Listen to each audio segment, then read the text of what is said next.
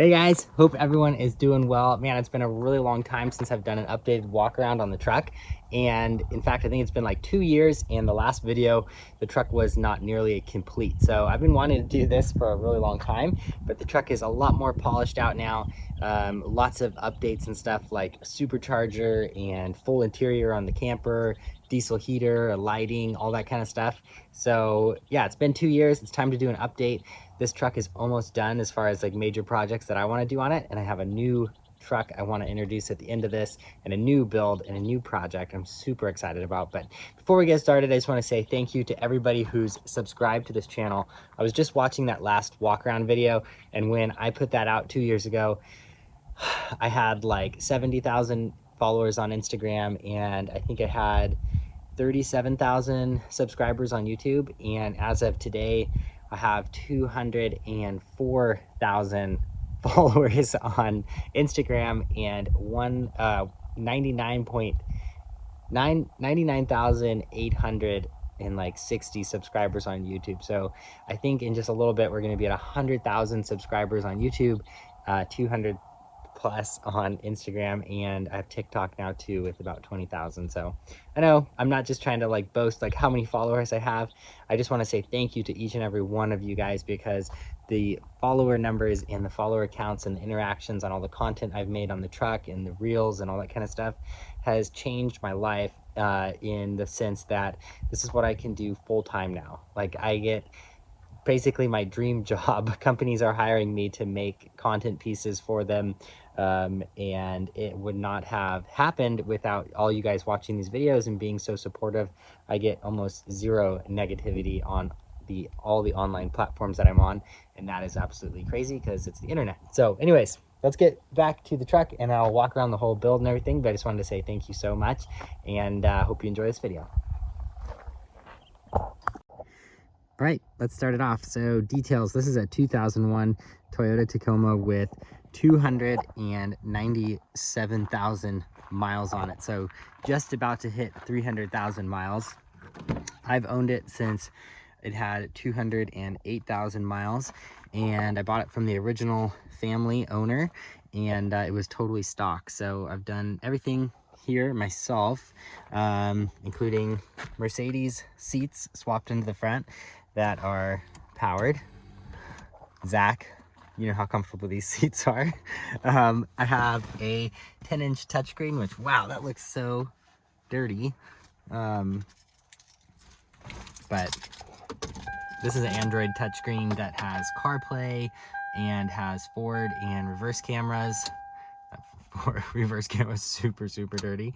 I don't know if it's gonna mess up the microphone, but forward and reverse cameras, and then Apple CarPlay, which is super handy, obviously, and just really nice to be able to have like music and whatnot. I don't think it actually responds when you're filming with it connected, but 10-inch touchscreen, forward and reverse cameras right here. It goes forward and backwards, and then I have all my lights, including like my air compressor and everything like that, and a couple USB ports, which is super helpful for filming trips and whatnot. I plug in my GoPros and charge them off those USB ports. But Mercedes seats from an ML350, a 2006, and I custom made the mounts. I grabbed one of the original ones off the Toyota seat, and then the other three I just adapted myself using cardboard. WeatherTech floor mats, those have been really good. But besides the seats and the little custom dash, the interior is pretty much stock. Back here, I just have my tripod in here. I have the battery bank that's powering the camper, and normally when I'm on a trip I have a removable seat platform that goes right here, and that's where I keep my fridge and my water. So I could do a little Dometic 35-liter fridge, and then 2 3-gallon Dometic water jugs with the water spout, and that gives me 6 gallons of water, the fridge, and a place to be able to put like an extra bag of groceries. I have a video specifically on that. I don't have it in the truck right now, but Here's how I get a 35-liter fridge and 6 gallons of water in the back seat of my truck. I used a plywood platform I made and covered in carpet. 2 of these Dometic 3-gallon jugs fit perfectly back there, and the fridge will get strapped down before I go driving. Perfect amount of room for a dry bag of groceries. You can access whatever's in the fridge, and you can even walk up and get a glass of water. That's how I do the fridge for this whole setup. Rock sliders. These are all homemade. These are 2 by 4 inch 1/8 wall tubing, and they are welded to the frame. Some of my very first welds. I don't necessarily recommend running your first ever welds to the frame of your truck, but so far this has lasted a few years, so no problems there. But yeah, welded to the frame, and they're mostly steps into the truck, but they are functional rock sliders. For wheels and tires, I have Firestone MT2s, which I really like. I've had these on the truck for almost 2 years now. These are 285 75 R16, and on Nomad wheels, which are 16 by 8, -10 offset. So about a 33-inch tire. That's about as big as you want to go on the first gen Tacoma before you have to really do a bunch of work to like tub the interior, and that's a ton of work. I haven't wanted to do that. These work out super well. Gearing in the front and back is 488 gears from Nitro Gear, and I've had those in there for about 2 years now. Absolutely a necessity if you have an automatic transmission truck like this on 33s. Unfortunately, you do have to pay to get it re-geared. I mean, I suggest you pay to get it re-geared, especially if you have it heavy like mine. Otherwise, it just will never stay in overdrive, and you'll burn up your transmission, kind of like I did. So yeah, 488 gears, 33-inch tires, and let's move on to the front. Oh, well, we got to do suspension too. Suspension is Bilstein 6112s from a Tundra. So these are the slightly heavier version made for the Tundra. Because my truck is heavier with a steel bumper and a winch, this setup seemed to run really well. I had used the Tacoma ones before, and they just didn't have enough spring rate. And when I added more spring rate, it overcame the dampening. So this setup's worked really well. And I have SPC upper control arms for the front and Sumo super springs for the bump stop. Okay, this is something I'm super excited about, and I think at this point we're beyond the under budget setup, but it's just been one of the awesome things I've been able to do is work with Magnuson, and I was one of the first people to get their new TVS 1320 supercharger. Total redesign from their previous ones they've been making for 20 years, 30% larger, and now I'm also running the slightly smaller front pulley from S&P Speed Shop, and this is a 70mm pulley instead of 75, so a little bit more boost, and this setup has been amazing. No pinging. I have a air fuel ratio gauge in the truck, and the ratio is great under boost, about 12 or 11 what is it, 11 AFR to 12.5 basically under boost, so that's really good. There's no points of where I'm under boost and also like near like 14.5 at all. So healthy, no pinging, runs awesome. Super happy with the supercharger, makes a humongous difference. And then I also did a heavy duty ground and power wire upgrade. This is from jeepcables.com. Really nice power ground upgrade, super heavy duty, which is really nice if you're running a winch like I am. I have a winch in the back, a winch in the front, and just on older trucks, wires tend to actually corrode and can fall apart from the inside out. So you may not know that your ground wire is only like 25% as grounded as it should be. So the wires that come on these trucks are super tiny. The wires on here now are super heavy duty overkill, and I'm using these little V-gate terminals, which I really like. These are on Amazon too, as a lot of this stuff is. Really like these terminals, is nice for cleaning up. I have the front winch and the rear winch and the heavy power to the air compressor, and that's been super nice. Next thing I want to do, this is like for the switch panel you saw inside the dash. Next thing I want to do is remove this and do a aux beam kind of like a Switch Pros, but it's a more budget version right here, and that'll clean that up a lot more too. This is the air compressor. This is a Smitty built air compressor that I custom just hard mounted to the fender. I've had that there for like 3 years and it's still working good. It's getting a little tired, but it works well. It runs off of a starter solenoid for the switch. So power from the battery goes to starter solenoid, and when I flip that switch, it closes that solenoid and sends power to the air compressor, and air comes out here, and then you can just grab it. And I use a Morflate most of the time to fill up all 4 tires at the same time. K&N air filter, recently redid valve cover seals and colder spark plugs. Since I've owned it, I've done a new radiator, a auxiliary transmission cooler, water pump, pulleys, like updated, all that kind of stuff. So that's freshed up and up to speed, and that's been working really well. This is the little manifold that I run for the front air locker. This is an ARB manifold. Still runs off my Smitty built compressor, so air goes in here, fills up this little guy. This is the little controller for the front locker. But yeah, okay, that was a lot of talking, but that is what is going on under the hood. I'm trying to think of anything else like pertinent other than K&N air filter, supercharger, snorkel, battery, cables, air compressor. That's pretty much under the hood. Oh yeah, and this is a nice little addition, is just this little light here for working on the truck, because these don't normally have it. I would like to add those gas struts to lift up the hood. That might be the next thing I do for the engine bay. Okay, I think that's everything for, lighting, and also this little antenna. I should have showed that in here actually. I have a Midland radio. This is a mess. But I have this guy, and I have this set up. The unit itself is behind the little custom dash that I made, and the plug is right here. So I just plug this in, then all the controls for the unit are right on the handheld, and I don't have to have like a visible radio taking up more room in the dash. I really like keeping this just as clean as possible, because it's already gets cluttered when you start adding stuff. So yep, that's that. Shovel up top here. This has worked out super well.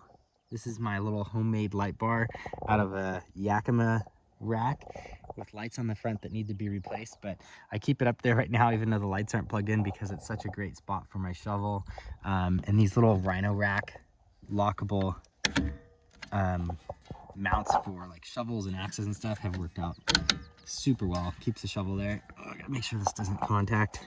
Lift it up like that.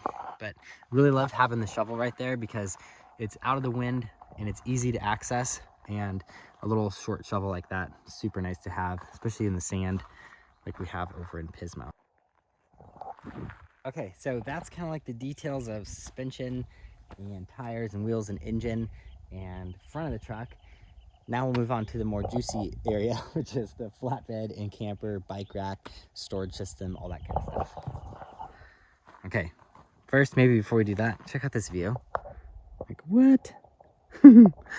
San Luis is such an amazing area to live. But okay, so here's the camper, and I'm gonna just tell you about how it's built and kind of the ideas behind it that I had when I was building it and why I built it the way I did. But this is 2 pieces. It's a flatbed and a camper that you can lift off and remove. These are the areas where the jack stands go in, and you can unbolt this and pull this off, and you have a flatbed truck.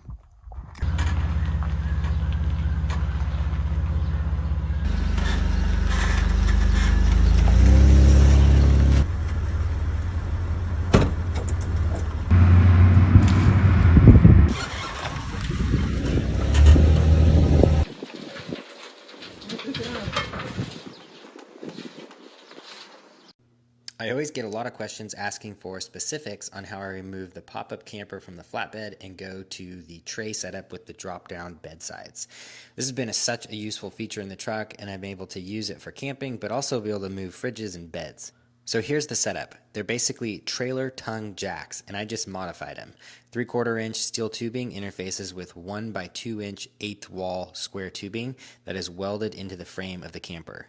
So these just slide in, and then I just extended the legs of the trailer tongue jacks, and all you gotta do is crank them up to lift the camper off the truck. This is super simple. The jacks were only $25 at Harbor Freight when they were on sale, and they can lift 2,000 pounds each. Totally flat flatbed, a camper with its own floor. It means I can lift it up like this, leave everything in the camper, and then just disconnect the few electrical connections and the solar that goes to the camper.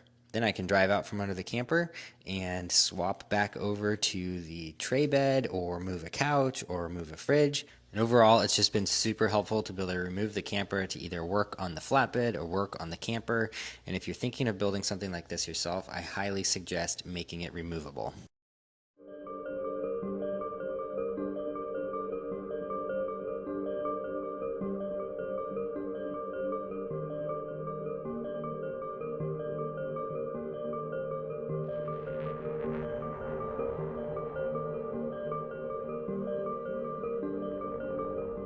I have some footage of that too.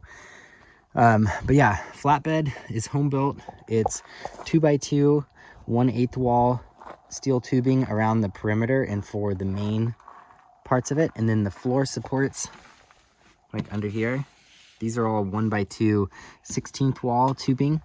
So the frame, just like the basic frame of the flatbed, was about 187 pounds before I added all the extra accessories. So it's not that heavy for a frame.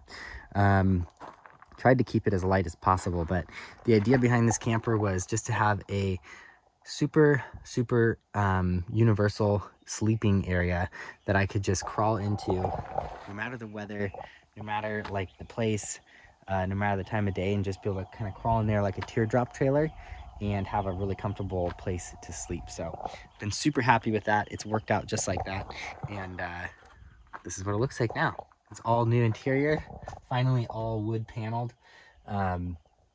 This is 1/4 inch. Oh, this is 1/4 inch ash, or a 1/4 inch birch, and this is 9mm wood. I know, which is awesome. And now I've got full lighting in here, which I really like. This is on a dimmer. This is my phone charger, which is just an Apple wireless charger. You can just put the phone right on there. I really like having that. USB plugs, USB-C and USB-A, which is super nice for charging stuff. Rear lights, those are on the back of the truck. They're also on a dimmer. So these guys back here. That way you can adjust them if you're out camping and they're not just super bright. And then this is the diesel heater controller. So I have a diesel heater in here now. This is where the heat comes out, this side and that side. And this box heats up, which is really nice. You can put your feet on there. And then you can sleep across here. I know in this video, it probably doesn't look very big, but it's actually about 6'2" to right here. And then back here, it's about 6'6", 6'7" on the interior. And so when you open up the mat, you have a lot of room because the camper slants backwards, and it's super comfortable. So I'll open this up in a second, but you can sleep 2 adults down here, and then up top, we'll pop this open, and there's a pull-out platform, and you can sleep another 2 adults if you're cozy, or 1 big adult, or 2 little kids like I have up there. So yeah, guys, inside of the camper turned out so good. I'm really happy with it. Oh, and I added a window since the last time I did a walk around of this. This is a Rec Pro RV window. It was like $160. That has been an absolute game changer for the camper. Just having more windows, just like the sunroof, the window has been amazing. You can see straight through just like a normal camper shell when you're driving, and see traffic behind you, and then just makes this whole area so much nicer. So okay, I think we'll pop it up. And so popping the camper up is super simple, actually. Just climb in here, and it's just a couple latches. Oh man, I should show you how this works. You should see this. Okay. So climb in here, and I use this is just super simple, but this rope and climbing lock are like my added security for the lid not lifting up. So I just undo this guy. That's like the main security. And then these little pull tabs also hold the roof down. I know that's really minimal, but just like that. And like that. You know what? Let's open this up too. Oh yeah, okay. Now all we have to do is push up on the roof a little bit, and I'll put this back outside so you can watch that.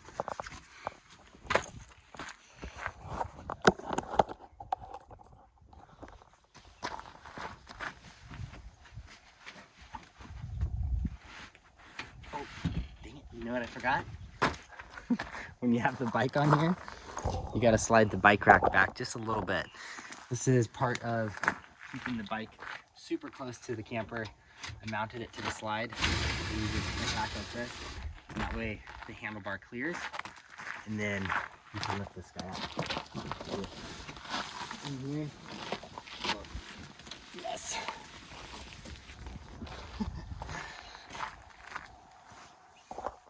All right, now it's all open. I realized in that last shot you couldn't really see the top going up, but this is what it looks like inside when it's open.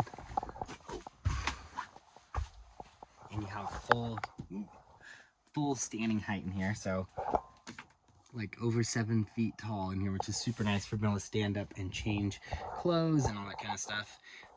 It's just super nice to be able to stand up in the camper, even if you don't use the sleeping area up here. If you do want to use the sleeping area up here, this just pulls out like this, and then you have all this room. I think I measured earlier today, 7 feet is like right about here. So, or 7 feet maybe is right here. Full length pads will fit up here, and this is 49 inches across. So plenty of room for 2 people if you're nice and narrow, or 1 big spread out person. And then this is just 3/4 inch plywood, and it's supported on these 2x2 1/8 inch angle iron aluminum. And then yeah, that's that. So to set up the bed, I'll show you the bed real quick, because this becomes a full size, almost queen size bed right here. All right, so been super happy with how this turned out to be just a really comfortable sleeping zone, which was the whole plan for this, was just to have a really comfortable place to sleep no matter the weather. And these Hess pads have been a humongous part of that, because they're just so comfortable. They're advanced memory foam, so they don't get stiff in the cold, they don't sore feet, and they actually make this whole sleeping pad and blanket setup and pillows. And I've been super happy, super thankful to have been working with them since I built the camper. So these pads fit in here like absolutely perfectly. I use the dually wide on the bottom, and I use the dually long on the top when when I need to sleep more than myself or 2 people. So yeah, now the bed's fully set up. Check this out. It's just so comfortable. And if you've seen any of my like trip videos, I think I say it every time I get in the back of here after a long day of driving. This is like a queen size bed on the back of my truck. And now with like the full sleeping setup, the windows open, the lights in here, like all the wood, everything is like adjustable lighting. And then I can turn on the heater right here. The diesel heater is just so comfortable. I mean, you can heat this thing up to 60 degrees when you're out in the mountains and it's snowing, or it's like just freezing out. And this has just been absolutely so perfect. I'm definitely going to do this on the next truck that I build, is keep this same theme of making it just not really anything inside the back of the camper, but just like a really universal area for sleeping. And then when you take the pads out, you still have a lot of room for like utility. Like I use this to like put all my tires. I just put new tires on like yesterday, so 5 tires can fit in the back of there, no problem. Tires and wheels, and if you really need to move anything, you can take the camper off, and then you have the flatbed. So yeah, that's the camper, the interior. Let's look at the storage real quick, because that's like probably the last thing on here that's really interesting. I forgot to show you, this is another little thing, but this goes right in where the camper jacks normally go. And this is a little bike work stand. So I want to take the bike off the back here, clamp the seat post, and this holds the bike right here. I have a video on that for my Instagram, but I love that little detail. And then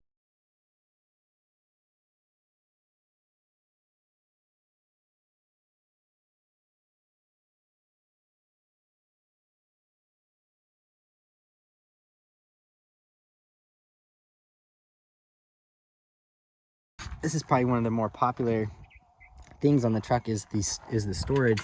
You reach down here, a little handle, and you've got a flat surface, which I use all the time. And then inside, you can change these out, but right now I have the Jetboil stove fits in here perfectly. And I actually haven't even used this stove yet. Normally I keep my other stove in the back, but I wanted to try this out and I just haven't got to cook on it yet. But right now I have a stove set up in here. So pull this out, have all your cooking stuff, and then you've got a flat surface. And these are also removable. Just undo the latch and you can take this case and take it wherever you want. So that's the side storage. And that has been a super handy feature. I love that about the flatbed. Okay, so that's the side storage. Let's take a look at the back storage here. Pull the way out and fall off the mountain here. And that's with the bike on the back.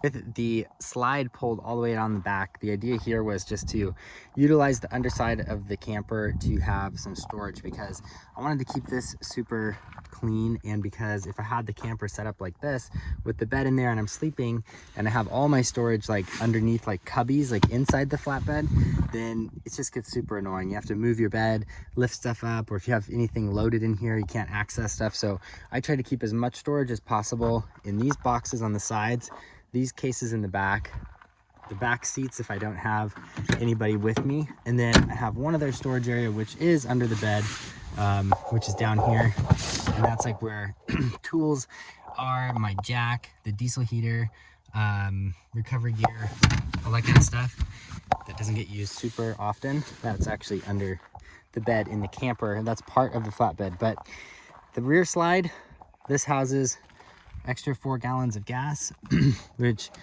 works out really well. And then these Pelican cases, these are the 1700s. So they're, I think, 46 inches long. And this one's empty because I usually keep my stove in here. My Coleman stove used to be in here. Now I have that Jetboil in there, but Coleman stove was in here. So this is basically just like a nice pull-out table.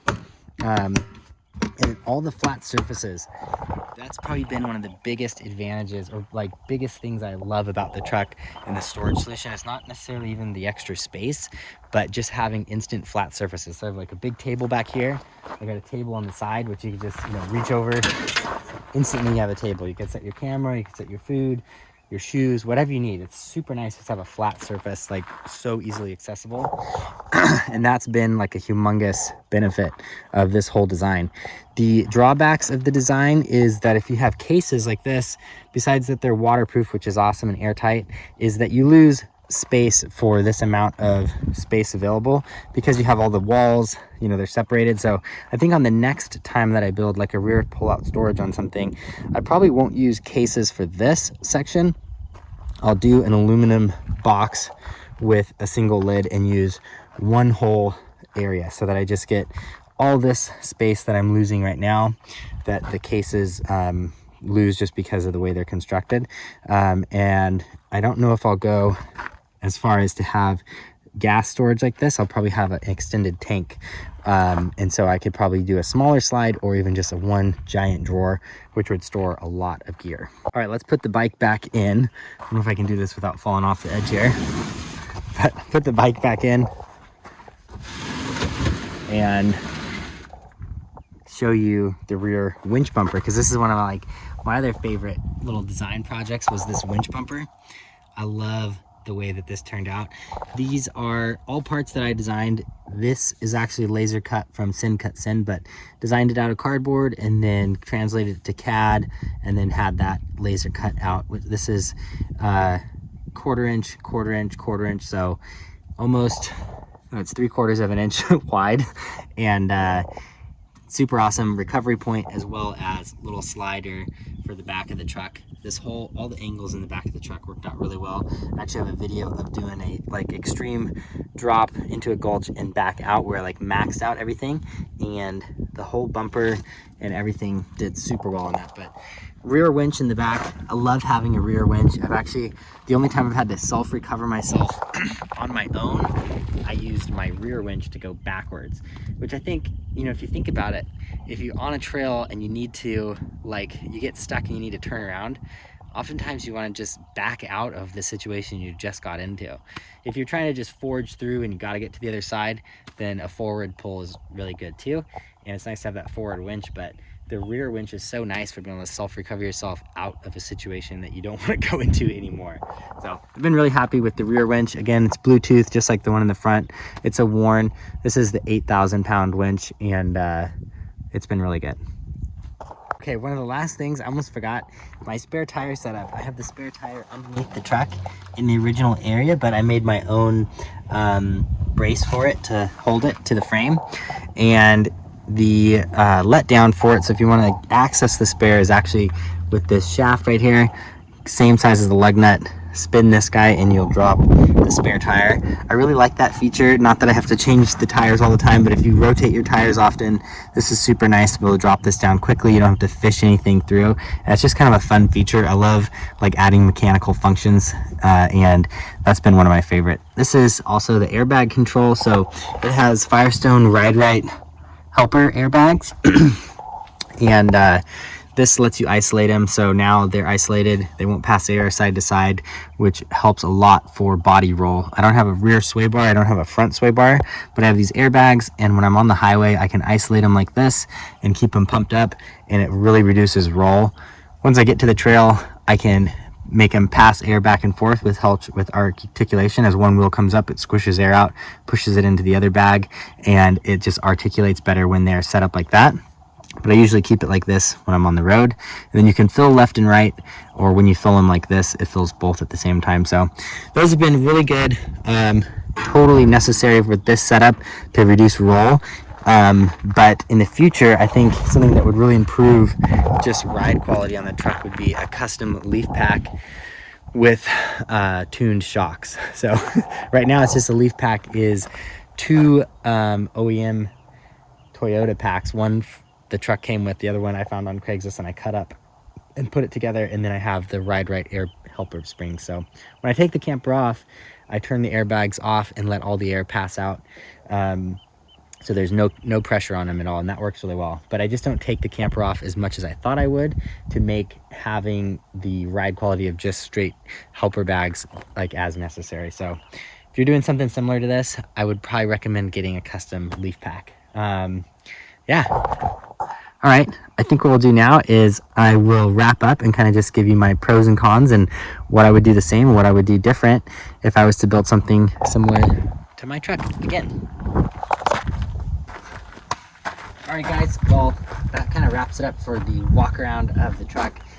Overall, super happy with how everything turned out.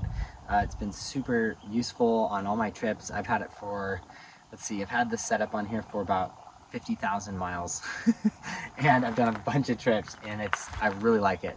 But there's some pros and some cons and some things I've learned while doing this truck build, like camper flatbed on a first gen Tacoma, and I thought I'd just share those with you in case you're doing something similar. So one of the main things is, as these get heavier and built up, you gotta have a automatic transmission cooler, an auxiliary cooler. Definitely get one of those.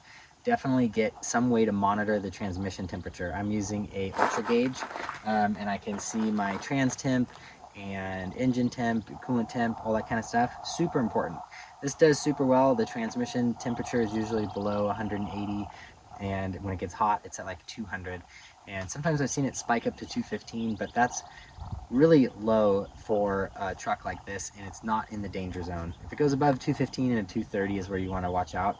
And if you're not monitoring that, that can happen super quickly when you don't think about it, because the overdrive on and off really affects that. So if you're not watching the temperature and you don't have a habit of putting overdrive off when you're going up grades, your transmission will heat up a lot. So definitely get an auxiliary transmission cooler. Definitely get some way to monitor the transmission temp. The other thing with first-gen Tacomas, if you have an automatic transmission and you built up something like a camper shell and rear bumpers and stuff like that, don't go over a 285 75 R16 tire or a 33-inch tire. You can go to a 35, but in my opinion, after a couple years of driving like this is about the max that you want to do on these trucks if you plan on doing long road trips. You just have to do so much work to the front to fit 35s, and then it's so much extra rotational weight, and the trucks already just kind of struggle with it.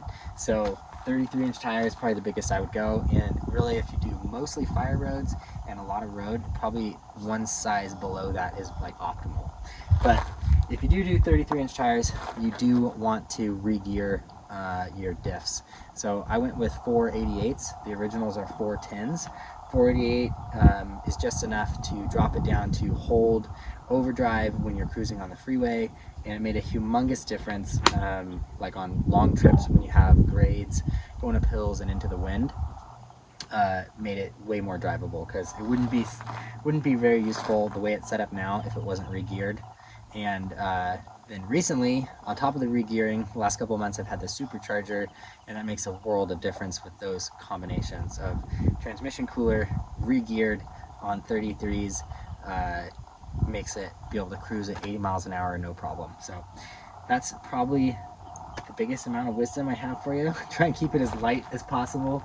Try and keep it cool, and yeah, have fun, guys. Thanks for watching the video. Super excited about this truck, super excited about everything that this truck build has kind of brought into my life, this channel and Instagram account and just opportunities and stuff. And I'm also super excited to say I've just bought a new truck from an insurance auction, and I'm going to be building that this year, which I'm super excited about. I think you probably already know, but it's a 2021 Ford Ranger Lariat trimmer package that I got for $11,700 from Copart Insurance Auctions, and I've started working on that. I'm going to do a flatbed, something really similar to this. I'm super excited, so that'll come up in the next videos here. But yeah, that's the walk around for 2024. That's where the truck's at, and thanks for watching.